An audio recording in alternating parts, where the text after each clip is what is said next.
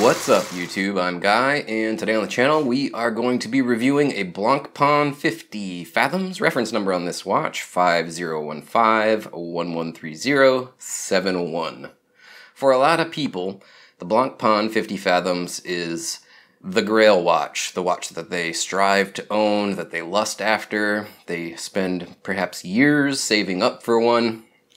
It's an absolutely aspirational piece. It is definitely in the higher end of luxury sports watches. Now, the question that I see thrown around a lot, or the allegation, I guess maybe, the Rolex Submariner stole its design from the Blancpain 50 Fathoms. I'm not going to go into a ton of history about Blancpain and this watch.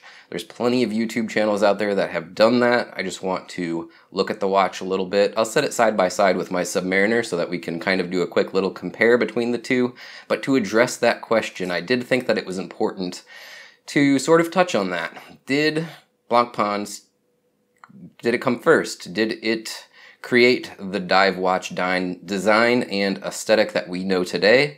And did Rolex steal that design from them? I'm of the opinion that no, Rolex didn't steal that design.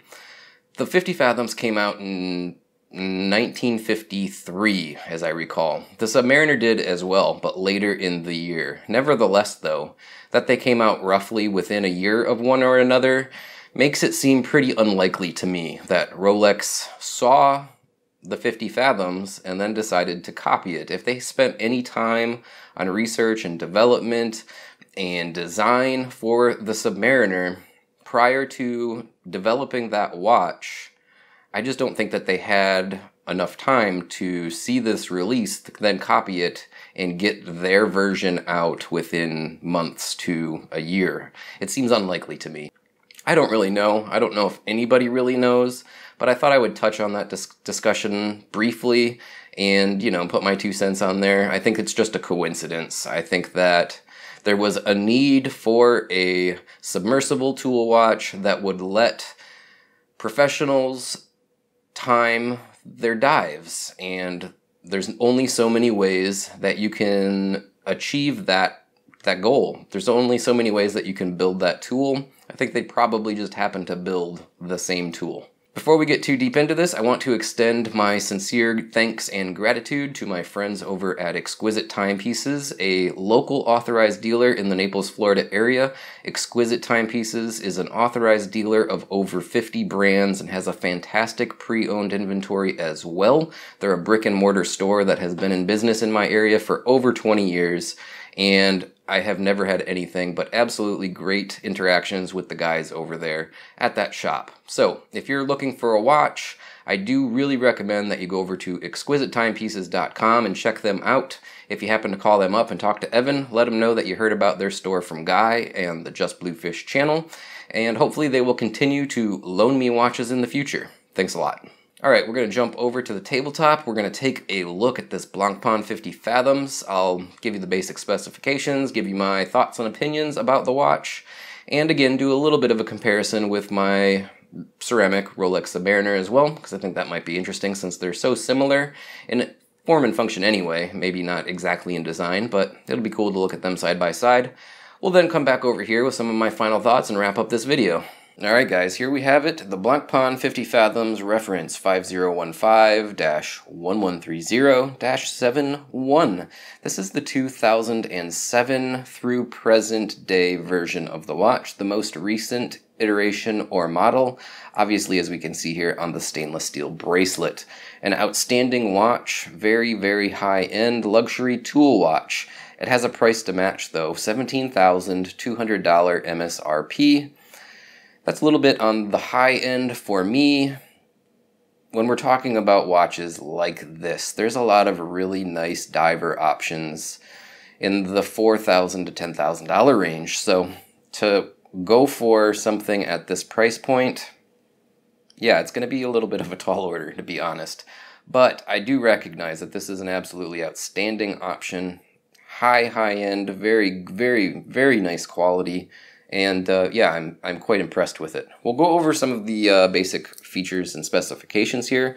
We have a Case diameter 45 millimeters, not including the crown guards, with a lug width of 23, a little bit of a peculiar size for the lug width there. A thickness that comes in at 15.5 millimeters, so a little bit of a thicker than what I would consider average watch as well.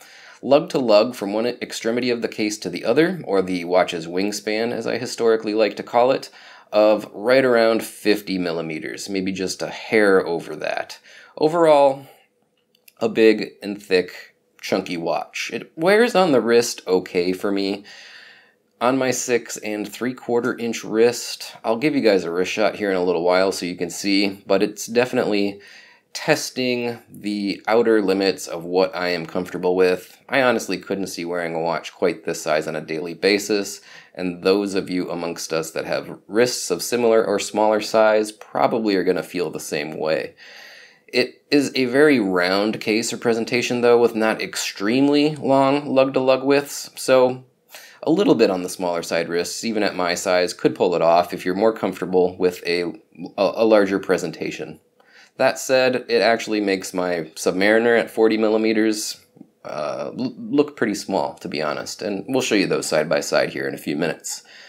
This watch has a lot of, very great high-end features. Of course, we have a sapphire crystal. The bezel, interestingly, is also sapphire capped as well, and the bezel is fully lumed with super luminova. The dial, the handset, all of the markers, they're also lumed as well, and we'll do a lume shot here in a little bit. 300 meter water resist with a screw down crown. The crown action is absolutely amazing. I'll demonstrate that here shortly. The dial itself is a beautiful design. It definitely evokes the classic Blancpain designs. It has somewhat of a domed central disc portion with the markers on that outer minute and hour track applied in white gold. White gold is also adorned by the central hands as well. It's a very, very beautiful presentation, to be perfectly honest. The movement in this watch is really interesting. It is a caliber 13-15 movement, hacking and hand winding, of course, also featuring a date complication between the 4 and 5 o'clock markers. This movement runs at 28,800 vibrations per hour. It's a 35 joule movement with probably the most notable feature, 120-hour power reserve. It has 3 mainspring barrels within the movement that keep this watch running for, what's 120 hours, like 5 days or something? Some crazy amount of time. That's quite innovative. I don't know really of anyone else that's doing that off the top of my head. It also features a soft iron anti-magnetic cage on the inside to give us a very anti-magnetic functionality or feature, if you will. So, we're not going to have to worry about things like our cell phones and speakers and things of that nature magnetizing this watch. The movement is very accurate. I threw it on my time grapher. It is keeping excellent time, and I'm not 100% sure if it is a chronometer certified movement or not. I don't believe it is. There's no indication on the Blancpain website to suggest that it is, but it seems to be keeping chronometer grade accuracy for me. It's running very well on the time grapher. So the first thing I want to touch on here is the case. It's a very, very nice, high-polished stainless steel case with one minor eyesore in my opinion, and you can probably see it there. The Blancpain name or logo engraved, I guess? Yeah, engraved into the side of the case. Not a fan of that at all. I just don't like it. I don't know what to say. A lot of people are going to tell me that I'm being nitpicky, I'm sure, and it looks fine. You never even notice it. Yeah, I guess that's true. But regardless, I just don't like that. I think a high-polished, naked stainless steel case, side flanks, if you will, it's just a better presentation. Overall, though, the case is, other than that, a little eyesore, in my opinion, very nice. If we look at the profile of the case, you can see it's sort of bowl-shaped. And as we look at the sides here, it kind of comes down, again, into this sloping curve to form what almost feels like a bowl. That does sort of aid in it feeling a little bit smaller than the overall dimensions might suggest, because it doesn't flare out at the bottom. I find cases that flare out towards the bottom feel sometimes a little bit bigger. The lugs of this case are nice downward sloping lugs here. It does keep the watch pretty low to the wrist. Coupled with that fairly flat case back, overall, yeah, despite the fact that it is 15.5 millimeters in thickness, it doesn't ride as high as you might suspect that it would. The case does have perforated lug holes, as you can see, but interestingly, they are secured, not with spring bars, but a very small screw, and it's difficult to tell. To me, that looks like a star-shaped bit or a Torx bit. So if you want to remove the bracelet to put a strap on this watch, you're going to absolutely need the correct tool to do that. On the right-hand side of the case, we have the same high-polished stainless steel with small crown guards protruding out of the side of the case and cradling the Blancpain JB emblazoned logoed crown. The crown itself has a lot of things going for it and one thing not going for it. The thing not going for it, because it's high-polished and because the overall profile of the knurling on the crown is not very aggressive, it's somewhat wide, I find it a little bit slick. It is a good size and it's not hard to manipulate, and unscrewing the crown is very, very smooth.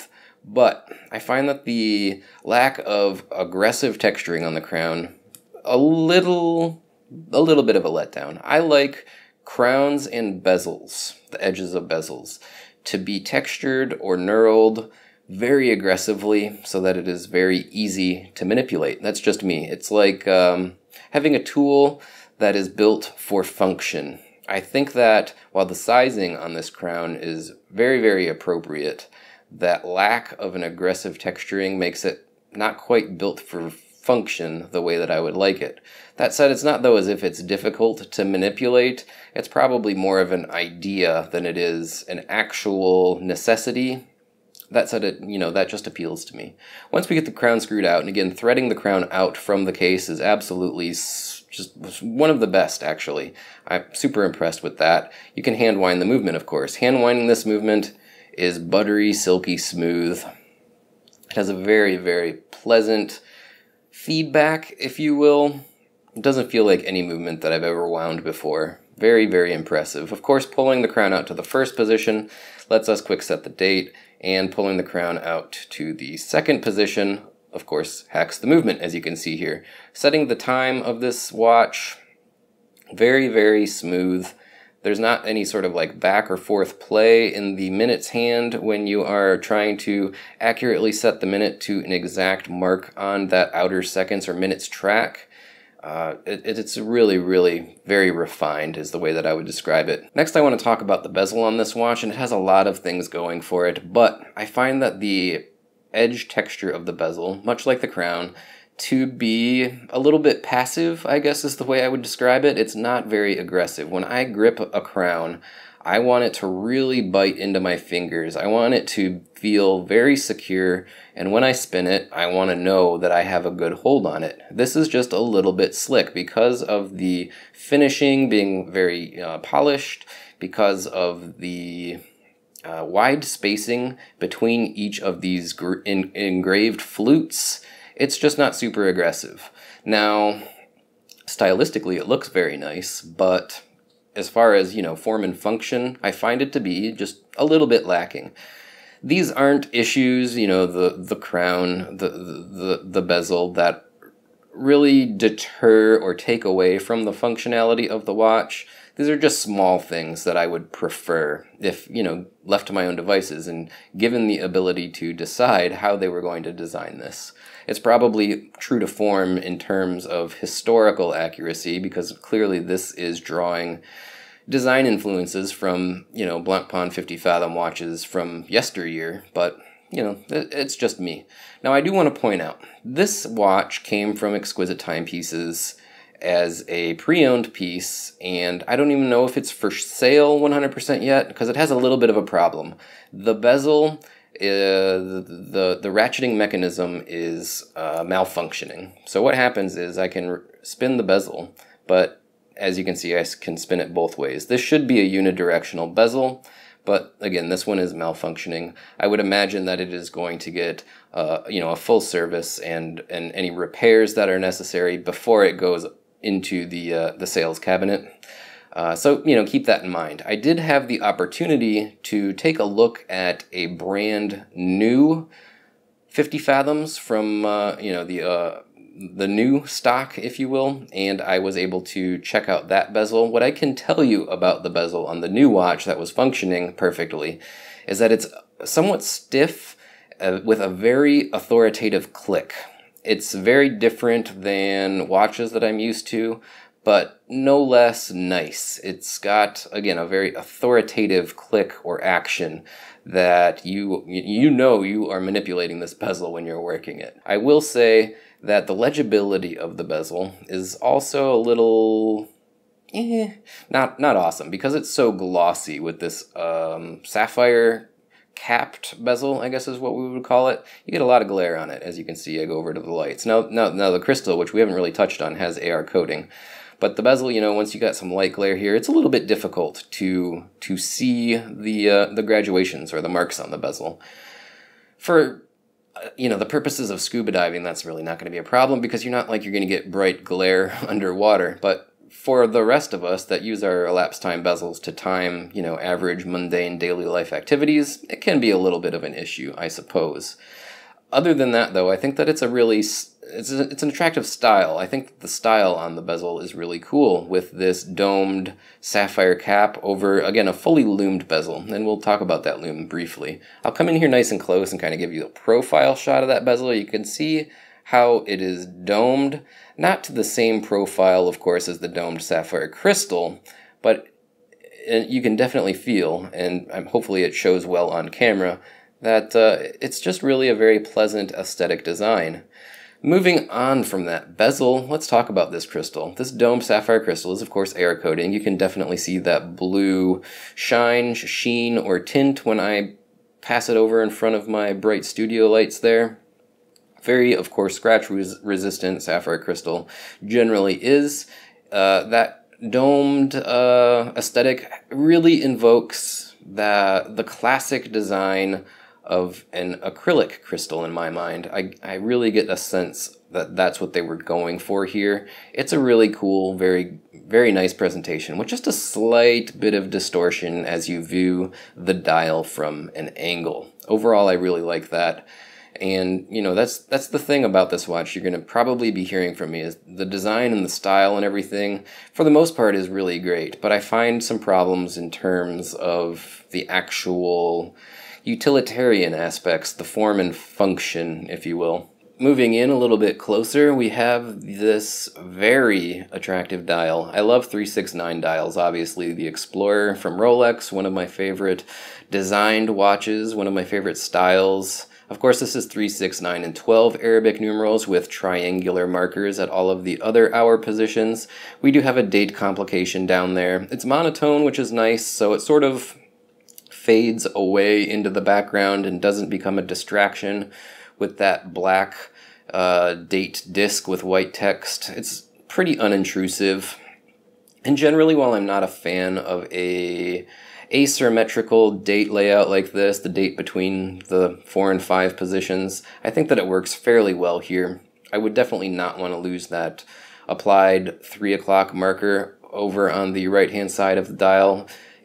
So this is probably better than putting the date over at the 3 position. Although, to be completely honest with you, this is a watch that deserves to have no date. I think that it would look much better without a date complication at all. That's, just my 2 cents there.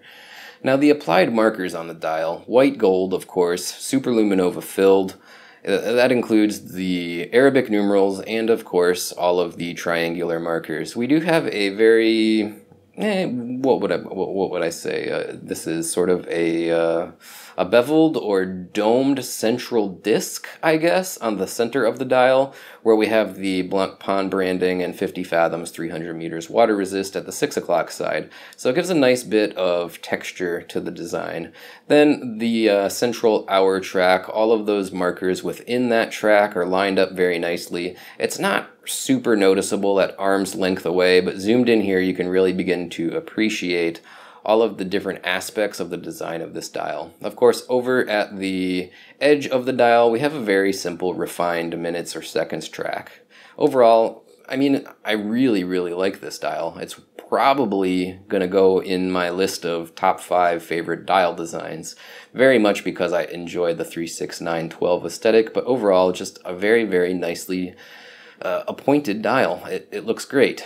Now the handset on this watch is something else that I really, really like. It's not quite a sword style handset, not quite a syringe style, somewhat of a hybridization between both of them, and those are two styles of handsets that I really like, and the way that they executed the mix or the mashup of those two styles, really well done. The seconds hand is a somewhat thin arrow hand with a tip of red highlight all the way out at the edge there. It looks really nice with a little bit of a smaller arrow, I guess is how I would describe it, over at the counterbalance side of the seconds hand.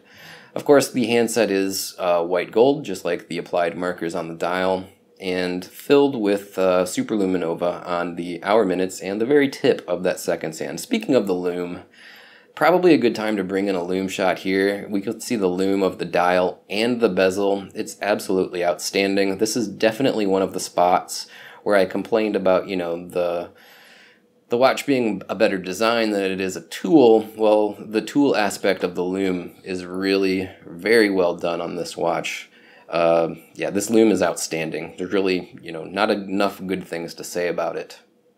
Overall, I think that the dial and handset, along with maybe the style, if not the execution of the bezel, are, you know, some of my favorites all time. It's going to go in, again, my probably top 5 list in terms of style and design. The case back on this watch is a very simple screw-down case back. I forgot to touch on it when we were looking over the case of the case portion of the discussion. Yeah, simple screw-down case back, not really much in the way of decorations there. There's Blancpain across the top, 50 fathoms, anti-magnetic, and then a little number down at the bottom side. Other than that, there really not a whole lot to look at. Although, like I had mentioned, it's a fairly flat case back. It's not very bulgy or bubbly. Yeah, it's nice. It is what it is. The last thing to touch on here is going to be the bracelet of this watch. And typically I see these watches with the sailcloth strap, not the bracelet as often. This bracelet is top-notch, albeit maybe not the clasp. The clasp is good, but not my favorite clasp of all the watches that I've ever used. But the bracelet, the implementation and the execution is outstanding. As I had mentioned earlier, this bracelet is held into the case with screws. Probably a Torx bit is what you're going to need. It's a very, very tiny screw though, so I'm not even 100% sure. I can't tell. It could be hex, it could be Torx. It's difficult. The end links are very nicely machined, solid end links. I think that because of that wide lug width and the fact that they arc down so much further than the lugs though, I don't know, the style of it, it's a little awkward looking to me, to be honest. I don't hate it. It's not like a make or break deal, but when I look down at it, it just feels like I don't know, a beak or something coming off of the side of this watch case. It's definitely a good, solid, well-machined and well-made end link, and you would expect at this price point that it would be. But yeah, stylistically, it's a little bit awkward to me, to be honest. Now the bracelet itself, 3-link bracelets, the level of articulation here and the way that the undersides of all of the edges of these links here are sort of chamfered out or beveled out. The articulation is amazing, as you can see here. All of these links articulate at so many points that the way that this lays on the wrist is outstanding. Of course, these are screwed in links, as you can see here, and you would expect such a thing. The clasp on this watch is interesting in that it's just a very tiny little deployant clasp with no micro adjust at all. And in fact, the only way that you're going to micro adjust this is by removing the half links that come in the bracelet. At least we do have that option. The clasp itself is interesting in that the way that you use it is you flip it up like that, and then it folds open to a deployant.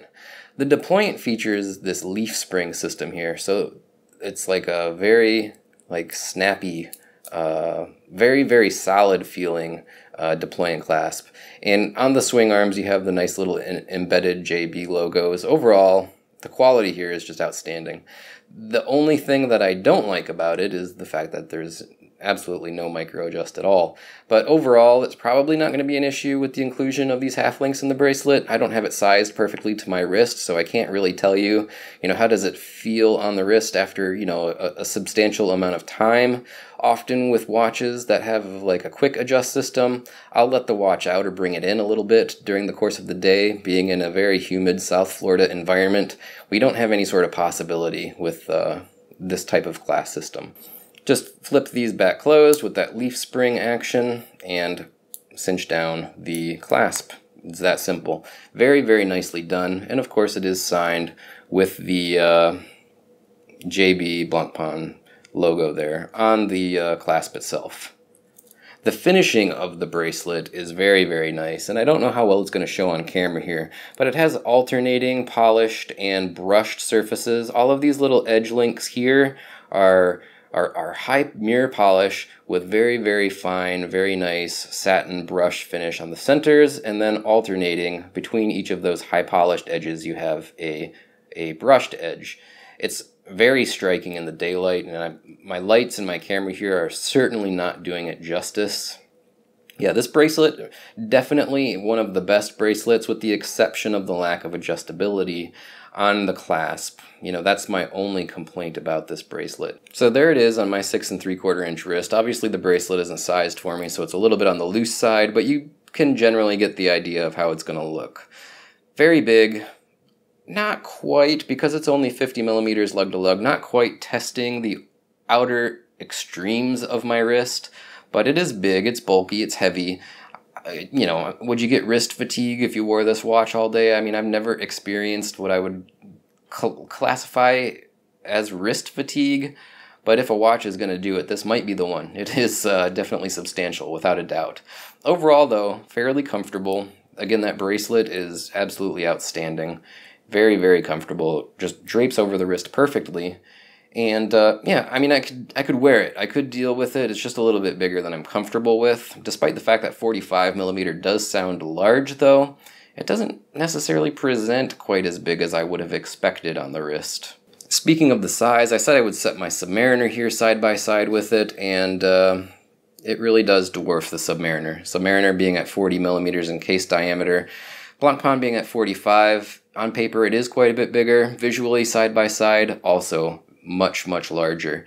If you're uncomfortable with the size of the new ceramic Supercase Submariners on the wrist, you're most certainly going to be uncomfortable with this watch. In terms of, quality differences, I mean, the Blancpain has some things going over the Rolex, of course. 120-hour power reserve, triple mainspring barrel, although the newer movements that haven't made their way into Rolex Submariners yet, but are in other Rolex watches, are starting at least to approach those longer power reserves. Obviously not quite 120 hours yet, but they're definitely getting better than the 48 hours that we're getting out of the 3135 here in this Submariner. Otherwise, I mean, there's a lot of similarities in terms of quality based on my observations. Excellent, bezel actions, despite the fact that the bezel on this particular example needs to be repaired. The crown actions are also very, very high quality. I mean, you expect out of both of these watches very, very high, or not expect, but you have very, very high standards, and they're, for the most part, met. When I discussed the end links on this Blancpain, I said it just feels a little bit bulky and oversized and sort of sticks out too far. You can see on the Rolex how it's a little bit more subdued and a little less in your face, I guess. You look down at this Blancpain and you just can't miss those end links, whereas this feels very tightly integrated into the case. It doesn't feel like an extra piece, it's just a whole part of the design, and I think it just overall flows a little bit better aesthetically. That said, again, the Blancpain is awesome, and it has a ton of great style and aesthetic appointments that I really, really do like about it. Alright guys, that's my review of the Blancpain 50 Fathoms, reference 5015-1130-71. I hope you enjoyed this presentation. Stick with me for a few more minutes. I'm going to jump back over to the studio view and close this out with some of my final thoughts. Alright guys, I hope you enjoyed that presentation of the Blancpain 50 Fathoms. Definitely a very nice watch. It is high-end, it is luxury all the way. It is functional, it is, it's outstanding without a doubt. I don't know if it's the watch for me though. I mean, for sure the size is a bit of an issue. It wears big. It makes my Submariner feel a little bit small, if I'm being honest. And I like that. I like that the Submariner is sized the way that it is. It's comfortable on the wrist, and in my opinion, it's one of the best watches ever made. That said, this probably has more than a couple of things up on the Submariner, and it very well should at twice the price. Let's talk about that price. $17,200 MSRP. Now, no discounts withstanding. I've seen it significantly less expensive on gray market, for example. I would imagine even from an authorized dealer, you could probably get a pretty good deal on this watch. But at that $17,000 price, at twice the price of a Submariner, what do I think? Well, I think it's a tall order, to be honest, and it really makes the Submariner kind of look like a value proposition, to be honest, and the Submariner is not an inexpensive watch. Now, if money were no object, if I was a collector that was just putting together an amazing collection of watches, without a doubt, this would be in my high-end collection. It's an icon with the heritage and history to go with it. The design is very classic. It's very reminiscent of those early Blancpain watches. It does, again, have a lot going for it. Alright guys, that's going to wrap up this video. Thanks again for checking it out, and thanks again to Exquisite Timepieces for loaning this watch in for review. Again, if you want to learn more about them, please go over to exquisitetimepieces.com. Other ways that you can help me out on the channel here, go over to my social media accounts and follow me on Facebook, Twitter, or Instagram, whichever platform you prefer. I would really appreciate that. Also, if you want to help me out financially, Patreon could always use more of you guys over there. Head over to my Patreon, and if you can contribute a little bit every month, I would definitely appreciate that. Thanks to all the guys that are already over there helping me out. Finally, down in the description of every video that I do, you will find links to Amazon through my affiliate account. If you like things that I've reviewed and you want to purchase them, or anything else, if you click on that Amazon link first, I do get a small commission. Those commissions do add up and they really help. Alright guys, thanks for everything, and until next week, I guess I'll say bye now.